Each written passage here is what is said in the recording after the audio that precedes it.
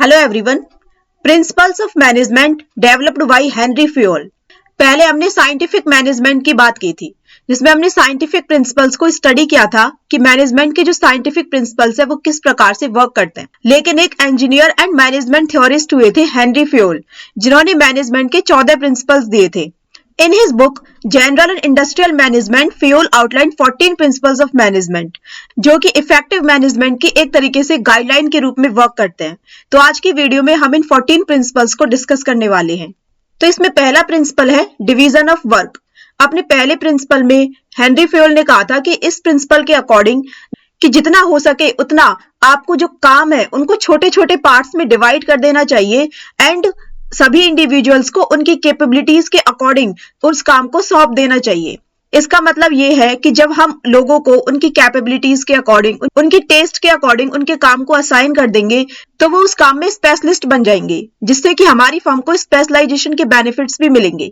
Specialisation से क्या होगा, उनकी जो एफिशिएंसी है, उनकी जो प्रोडक्टिविटी है वो भी इंप्रूव होगी। अब जब हमने जो टास्क है उनको हमने इंडिविजुअल्स के बीच में डिवाइड कर दिया है, इससे उनकी जो हायर परफॉर्मेंस है वो भी इंप्रूव होगी। एक एग्जांपल लेके चलते हैं। एक कार मैन्युफैक्चरिंग प्लांट है। One team assembles the engine, another paints the car and another handles quality checks. Specialization improves efficiency. एक मैन्युफैक्चरिंग प्लांट है जो कि कार्स को मैन्युफैक्चर करती है। अब हमने क्या किया, उस कार मैन्युफैक्चरिंग प्लांट में हमने छोटे छोटे काम में एक ही कार को डिवाइड कर दिया कि एक टीम इंजन को असेंबल करेगी, एक टीम कार को पेंट करेगी, एक टीम क्वालिटी चेक को हैंडल करेगी। तो इससे क्या होगा, जो टीम है या जो टीम्स में जो पर्सन्स वर्क कर रहे हैं वो अपने अपने काम में स्पेशलिस्ट हो जाएंगे, जिससे कि उनकी प्रोडक्टिविटी एंड एफिशिएंसी वो भी इंप्रूव होगी। लेकिन अगर हम सभी पूरे के पूरे एक कार को बनाने का काम एक ही व्यक्ति को सौंप दें, एक ही टीम को सौंप दें, तो एक ही टीम को सारे काम करने पड़ेंगे। उन्हें पेंट भी करनी है, कार इंजन को भी असेंबल करना है, क्वालिटी चेक भी करनी है। तो हो सकता है कि उनमें से किसी चीज में उन्हें कुछ कंफ्यूजन हो जाए। लेकिन हमने कार को छोटे छोटे पार्ट्स में डिवाइड किया, उनके हिस्सों को डिवाइड किया और उनको उनकी कैपेबिलिटीज के अकॉर्डिंग उन्हें असाइन कर दिया। अब नेक्स्ट प्रिंसिपल में हेनरी फ्यूल कहते हैं अथॉरिटी एंड रिस्पॉन्सिबिलिटी। इस प्रिंसिपल के according authority and responsibility should go hand in hand. It means that when a particular individual is given a particular work and he is made responsible for the results, this can be possible only when he is given sufficient authority to discharge his responsibility. इसका मतलब ये है कि अगर हम किसी person को कोई एक पार्टिकुलर वर्क दे रहे हैं और हमने कह दिया कि इस काम के लिए आप ही रिस्पॉन्सिबल होंगे, तो हमें उस पर्सन को उस काम के लिए अथॉरिटी भी देनी होगी कि इस काम को करने का तुम्हारे पास पूरा अधिकार है, जिसके थ्रू हमने अगर उसे अथॉरिटी दी है तभी उसकी रिस्पॉन्सिबिलिटी है और तभी वो हमें जो जवाब देने का वो उत्तरदायी होगा। Managers must have the authority to give orders and responsibility to ensure task are completed. Authority and responsibility should go hand in hand.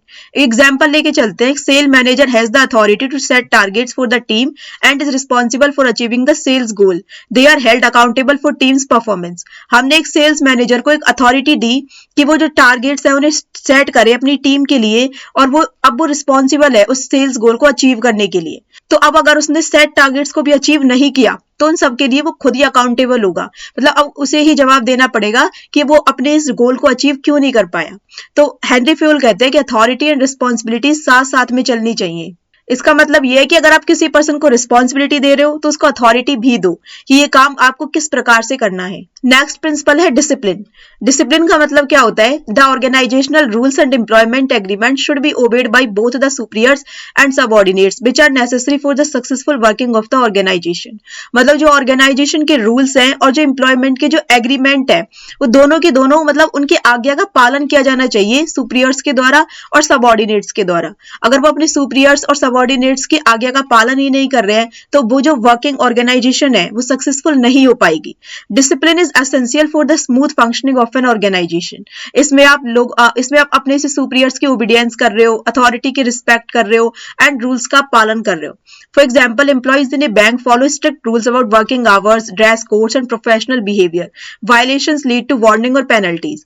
देखो क्या होता है, फॉर एग्जाम्पल कोई बैंक है और किसी बैंक में कोई एम्प्लॉइज काम कर रहे हैं तो उनके लिए स्ट्रिक्ट रूल्स होते हैं कि आपके वर्किंग आवर्स इतने हैं, आप इन रूल्स को ब्रेक नहीं कर सकते हो, आपका ड्रेस कोड ये है, आपको ये ही ड्रेस में आना है, आपका प्रोफेशनल बिहेवियर कैसा होना चाहिए। अगर कोई भी इन रूल्स को वायलेट करेगा तो उन्हें वार्निंग या पेनल्टीज दी जाती है ताकि ऑर्गेनाइजेशन में डिसिप्लिन बना रहे।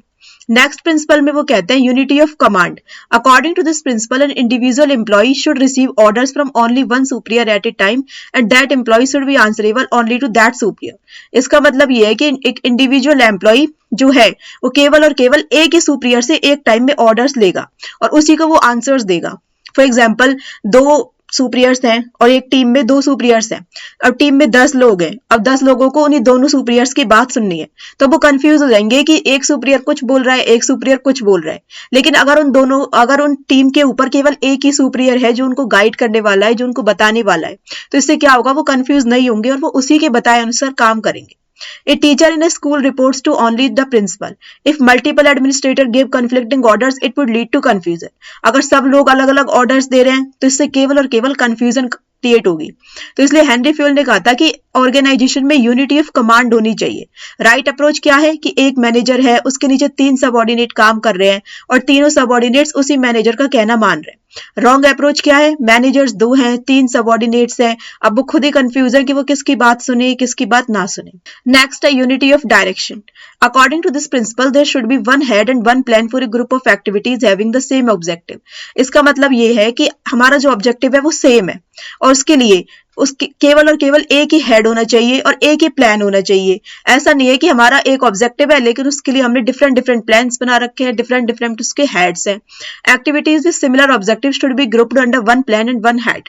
देखो एक एग्जांपल लेके चलते हैं। Marketing team working on a new product launch follows a single campaign strategy set by the marketing manager to ensure consistency in their efforts. एक मार्केटिंग टीम है जो कि अपना एक न्यू प्रोडक्ट लॉन्च करने वाली है। अब उन्होंने बहुत सारे कैंपेन्स बना लिए, किसी कैंपेन में वो कुछ कर रहे हैं उस प्रोडक्ट को लॉन्च करने के लिए, किसी कैंपेन में वो कुछ कर रहे हैं, तो ये तरीका काम नहीं करने वाला है। इससे अच्छा है कि एक सिंगल कैंपेन स्ट्रेटेजी बनाई जाए और जो सारा के सारा जो ग्रुप है वो उसी स्ट्रेटेजी के अकॉर्डिंग वर्क करे। मतलब अगर हमारा एक गोल है तो उस गोल को अचीव करने के लिए एक ही प्लान होना चाहिए और उसका एक ही हेड होना चाहिए, तो इसमें यूनिटी ऑफ डायरेक्शन होनी चाहिए। नेक्स्ट है subordination to individual interest to general interest. इसका मतलब क्या है, the interest of an organization should take priority over the interest of any one individual employee. इसका मतलब ये है कि हमें हमेशा इस बात का ध्यान रखना चाहिए कि ऑर्गेनाइजेशन का इंटरेस्ट किस में है। ऑर्गेनाइजेशन में बहुत सारे लोग वर्क कर रहे हैं, हम जब भी कोई काम करें तो हमें ये देखना है कि क्या पूरे ऑर्गेनाइजेशन का इससे फायदा हो रहा है या केवल और केवल एक ही इंडिविजुअल एम्प्लॉय का इससे फायदा हो रहा है। देखो एक purchase manager of a company has to purchase 100 tons of raw material. एक परचेज मैनेजर है, उसके पास आता है कि आपको 100 tons of raw material purchase करना है। अब उसका जो बेटा है वो भी सेम टाइप का ही रॉ मटेरियल सप्लाई करता है। उसने क्या किया, उसने अपने बेटे से ही उस प्रोडक्ट को परचेज कर लिया और हाई कॉस्ट में परचेज कर लिया। इससे चलो उसका फायदा हो गया, उसके बेटे का भी फायदा हो गया, लेकिन ऑर्गेनाइजेशन को तो इससे लॉस हो रहा है। तो हमें ये नहीं करना है कि हमें ऑर्गेनाइजेशन को हानि होए तो होए, लेकिन हमें फायदा होना चाहिए। इसमें हमें देखना है कि क्या जनरल इंटरेस्ट क्या है और इंडिविजुअल इंटरेस्ट क्या है। हमें हमेशा प्रायोरिटी देनी है अपने ऑर्गेनाइजेशन के इंटरेस्ट को, ना कि इंडिविजुअल इंटरेस्ट को। नेक्स्ट है remuneration of employees. According to this principle the employee should be paid fair remuneration which should give them at least a reasonable standard of living. इसका मतलब ये है कि हमें हमारे एम्प्लॉइज को एक फेयर रेम्यूनरेशन पे करनी है। वो कम से कम उनकी जो स्टैंडर्ड ऑफ लिविंग है वो रीजनेबल तो हो। Employee should be fairly compensated for their work. इसका मतलब है an IT company offers competitive salaries, bonuses and benefits like health insurance to motivate employees and reduce turnover. अगर आप एम्प्लॉइज को एक फेयर रेम्यूनरेशन ही पे नहीं कर रहे हैं, उनकी स्टैंडर्ड ऑफ लिविंग ही अच्छी नहीं हो पा रही है, तो वो मोटिवेट होंगे काम को करने के लिए, ना इससे हमारी ऑर्गेनाइजेशन की जो एफिशिएंसी है वो इंप्रूव होगी। लेकिन अगर हम उन्हें हेल्थ इंश्योरेंस दे रहे हैं, उनकी हम कॉम्पिटिटिव सैलरीज दे रहे हैं, बोनसेस दे रहे हैं, तो इससे वो मोटिवेट भी होंगे। नेक्स्ट है सेंट्रलाइजेशन एंड डिसेंट्रलाइजेशन। इस प्रिंसिपल के according the superior should adopt effective centralization instead of complete centralization and complete decentralization. देखो सेंट्रलाइजेशन का मतलब क्या होता है, काम को एक ही जगह पे इकट्ठा कर देना। डिसेंट्रलाइजेशन का मतलब क्या होता है, काम को बांट देना। अब ऑर्गेनाइजेशन में हम क्या कर रहे हैं, जो सुपीरियर है या तो वो कंप्लीट सेंट्रलाइजेशन ही कर रहे हैं या कंप्लीट डिसेंट्रलाइजेशन ही कर रहे हैं। लेकिन हमें देखना है कि हमारी फैक्ट्री या वर्किंग ऑर्गेनाइजेशन के लिए कौन सी चीज ज्यादा इफेक्टिव है, सेंट्रलाइजेशन या डिसेंट्रलाइजेशन या फिर both. There should be a balance between centralization and decentralization of authority. The decision in respect of determining the objectives and policies, expansion of business etcetera should remain in the hands of superior. On the other hand, authority for the purchase of raw material, granting leave to the employee should be delegated to the subordinates. ये क्या बोल रहे हैं कि जो अगर objectives and policies या business को एक्सपेंड करने की बात है तो ये तो होना चाहिए सुपीरियर्स के हैंड में, अब जो करना चाहते हो करो। लेकिन अगर अथॉरिटी हमें देनी है कि रॉ मटेरियल कितना परचेज करना है, एम्प्लॉइज की ग्रांट लीव क्या होगी, ये हमें डेलीगेट कर देनी चाहिए सबऑर्डिनेट्स के हाथ में। मतलब हमने जो पावर है वो हमने सेंट्रलाइज कर दी है ऑब्जेक्टिव्स एंड पॉलिसीज के लिए सुपीरियर्स की तरफ से, लेकिन हमने डिसेंट्रलाइज कर दिया है कि अगर आपको रॉ मटेरियल परचेज करना है या फिर एम्प्लॉइज की ग्रांट लीव की बात है तो इसका डिसीजन सबऑर्डिनेट्स खुद ले लेंगे। तो इसका डिसीजन जो सबऑर्डिनेट्स है उसको हमने डेलीगेट कर दिया है। नेक्स्ट है scalar chain. According to this principle, organization should have a chain of authority and communication that runs from top to bottom and should be followed by managers and subordinates. हमारी जो organisation है उसमें एक scalar चैन होनी चाहिए authority and communication के लिए, जो कि टॉप टू बॉटम रन करे। टॉप में बैठे हुए हैं सीईओज या टॉप मैनेजमेंट है, उनके थ्रू वो मिडिल मैनेजमेंट तक पहुंचेगी, उनके थ्रू वो लोअर मैनेजमेंट तक पहुंचेगी एंड उनके थ्रू वो बात वर्कर्स तक पहुंचेगी। Clear line of authority should run from top management to lowest ranks. A junior employee in a company communicates with top management through their immediate supervisor maintaining the chain of demand. कोई junior employee है company में, वो communicate करना चाहता है top management से, तो वो कैसे करेगा? सबसे पहले उसे अपने सुपरवाइजर से कम्युनिकेट करना होगा, सुपरवाइजर उसकी बात को ऊपर तक लेके जाएगा, तो इससे जो स्केलर चेन है वो बनी रहेगी। फॉर एग्जाम्पल यहाँ पे हमारा सीईओ बैठा हुआ है और यहाँ पर कोई जूनियर एम्प्लॉय है, इसको अपनी बात ए तक पहुंचानी है, तो इसके लिए पहले उसे ई की परमिशन लेनी होगी, फिर उसे डी तक पहुंचना होगा, फिर सी तक, फिर बी तक और फिर ए तक। लेकिन कोई एम्प्लॉय ई है और उसको अपनी बात पी तक पहुंचानी है, तो इसमें वो क्या करेगा? वो ई की परमिशन लेगा, पी ओ की परमिशन लेगा, तो इससे जो दोनों के बीच में कम्युनिकेशन है वो हो जाएगा। इसको बोला जाता है गैंग प्लैंक। नेक्स्ट आता है order. According to this principle there should be a place for everything and everything should be in its her place. इसका मतलब ये है कि सभी चीजों के लिए एक प्लेस होना चाहिए, सभी लोगों के लिए प्लेस होना चाहिए। Resources should be in the right place at the right time. जो रिसोर्सेज हैं for example people and material, और राइट प्लेस पर होनी चाहिए एंड राइट टाइम पर अवेलेबल होनी चाहिए, ताकि जो एफिशिएंसी है वो इंप्रूव हो। In a warehouse goods are stored in designated areas and inventory is labelled properly. This ensures easy access and avoid misplacement. इसका मतलब है कि हमने जो सामान था, everything goods are stored in designated areas, और इन्वेंटरी को हमने प्रॉपर्ली लेबल कर दिया है, तो इससे क्या होगा? इजी एक्सेस हम कर पाएंगे एंड जो मिसप्लेसमेंट है उसको भी हम अवॉइड कर पाएंगे, क्योंकि हमने सब चीजों को एक ऑर्डर में रख दिया है। नेक्स्ट है equity. The manager should treat their subordinates as fairly as possible so that they develop a feeling of dedication for their work. इसका मतलब है कि हमें सभी, जितने भी हमारे ऑर्गेनाइजेशन में लोग काम कर रहे हैं, हमें सभी के साथ इक्वल बिहेव करना है। ऐसा नहीं है कि किसी को हम रिस्पेक्ट दे रहे हैं, किसी को हम डिसरिस्पेक्ट दे रहे हैं, सभी के साथ इक्वल बिहेव करके चलना है। Manager should treat employees fairly and with kindness to maintain loyalty and satisfaction. Example है, a labourer complete 10 units of goods in a day, another labourer who happens to be a relative of the supervisor complete 8 units but both get equal remuneration। एक labour ने complete किया था काम, 10 units उसने produce की थी, दूसरा था वो उसी सुपरवाइजर का रिलेटिव था, उसने 8 यूनिट्स प्रोड्यूस की थी, लेकिन आप दोनों को ही इक्वल रेम्यूनरेशन दे रहे हो, तो ये गलत बात है। This violets the principle of equality. इससे क्या होगा? जो जिसने 10 यूनिट्स प्रोड्यूस की थी वो ये सोचेगा कि मैं ही 10 यूनिट्स क्यों प्रोड्यूस करूं, मैं भी 8 यूनिट्स से प्रोड्यूस क्या करूंगा, क्योंकि 8 यूनिट्स पर भी इतनी ही रेम्यूनरेशन मिल रही है। तो the second labour should get less remuneration than the first one, ताकि जो इक्विटी है, जो इक्वालिटी है, वो बनी रही ऑर्गेनाइजेशन में। नेक्स्ट है stability of personal. There should be a stability to tenure of the employees so that the work continues efficiently।